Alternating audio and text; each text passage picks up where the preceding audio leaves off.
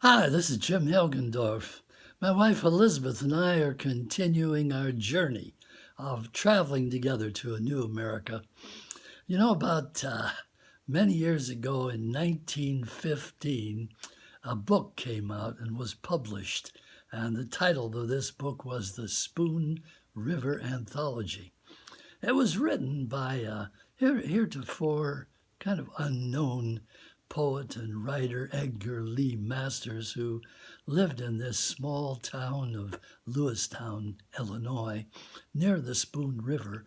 And Masters created this story and book, this fictitious town of Spoon River, out of his own experience of growing up in Lewistown. And this book of poems, took place in the graveyard of Spoon River. And you had about over 200 residents of this town speaking about their lives, their experiences, and they were all speaking and talking from the grave. They were all deceased and gone, and they related their experiences. And this book was a phenomenal success.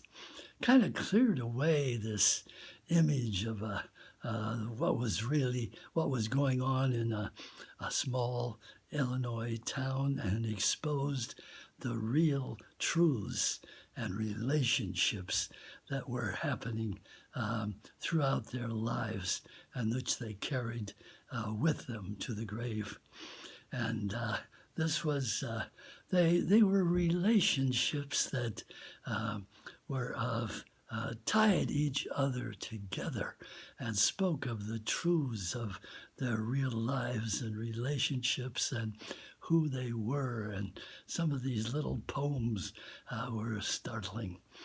And it's kind of like we're in Spoon River, USA, where amid all of the politics and chaos and division and wars and pandemics and violence, we're really kind of struggling to wake up to our real relationships, our real truths of our lives, our true identities of who we really are.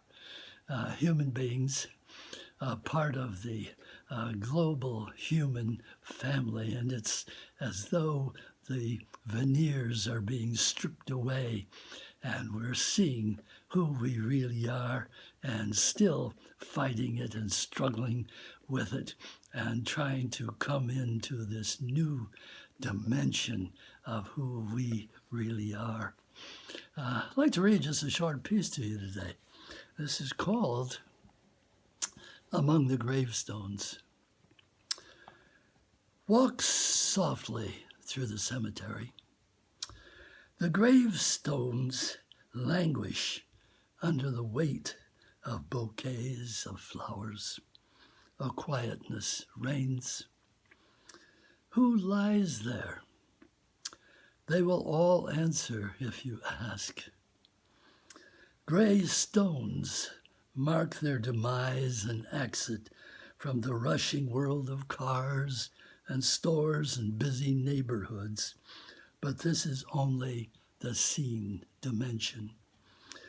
There's another dimension, and dimensions beyond these, and close at hand, palpable.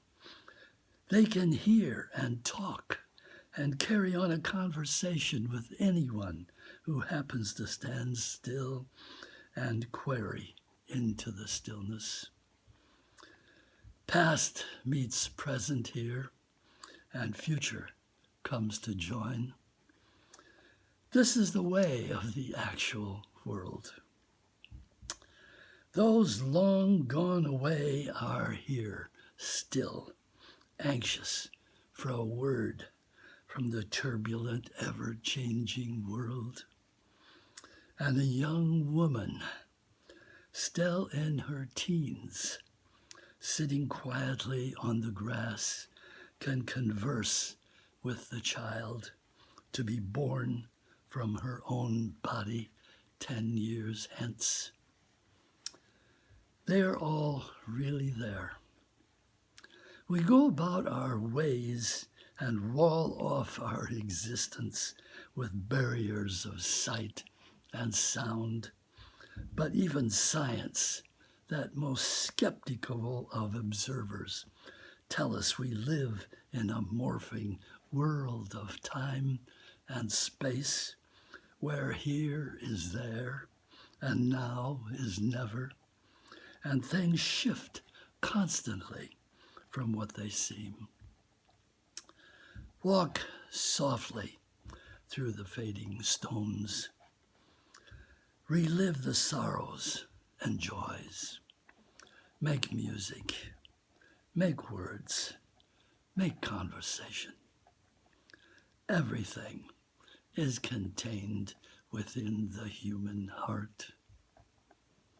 And finally, amid all of the difficult times we're going through, each of us, let's keep faith, especially young people, with our greatest dreams, the greatest dreams for yourself and for others and for America and for the world. Nam Yo Renge Kyo.